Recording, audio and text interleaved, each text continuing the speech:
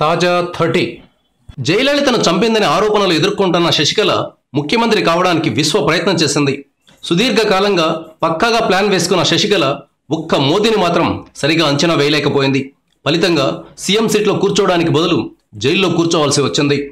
అయితే ఆమె జైలుకి వెళ్లడానికి ముందు సీఎం కావడానికి చేసిన దుర్మార్గపు ప్రయత్నాలపై ఒక స్టింగ్ ఆపరేషన్ బయటకు వచ్చింది. ఒక ఇంగ్లీష్ ఛానల్, తమిళ ఛానల్ కలిసి ఈ ఆపరేషన్ చేశాయి. ఇందులో వెలుగు చూసిన విషయాలు దిమ్మ తిరిగేలా ఉన్నాయి.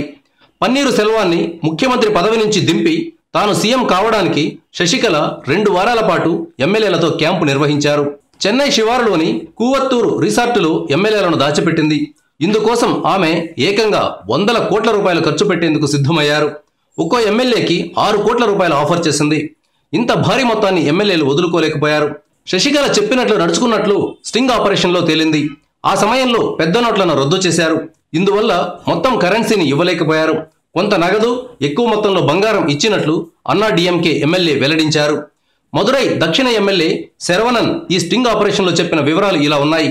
చిన్నమ్మ చెప్పినట్లు పన్నీరు సెల్వం వినడం లేదని ఆమెపై తిరుగుబాటు చేశారని తెలియగానే అన్నా డీఎంకే ఎమ్మెల్యేలను శశికళ చెన్నైకి పిలిపించుకున్నారు.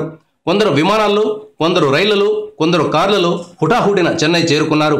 కనపడిన వారందరినీ ఎక్కించుకుని తీసుకువచ్చేందుకు శశికళ ప్రత్యేకంగా వాహనాలు పంపారు.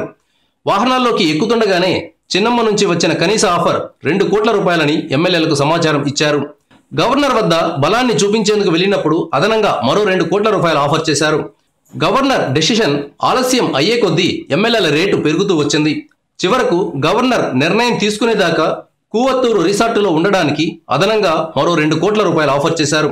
మొత్తం కలుపుకుంటే ఒక్కో ఎమ్మెల్యేకు 6 కోట్లు ఇస్తామని శశికళ తనంతట తానుగా ఎమ్మెల్యేలతో చెప్పారు. ఈ మేరకు డబ్బు కూడా అందింది అని శరవణన్ పూసగుచ్చినట్లు చెప్పారు. మరోవైపు పన్నీరు సెల్వం కూడా 1 కోటి రూపాయలు ఇస్తానని హామీ ఇచ్చినట్లు శరవణన్ స్టింగ్ ఆపరేషన్లో చెప్పారు. ఈ ఆపరేషన్పై అన్నా డీఎంకే స్పందించింది. ఇదంతా కుట్ర అని కుట్టిపారేసింది. మదురై ఎమ్మెల్యే చేత అబద్ధాలు చెప్పించారని ఆరోపించింది.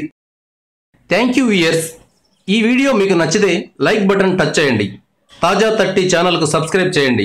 మీ మిత్రులకు షేర్ చేయండి.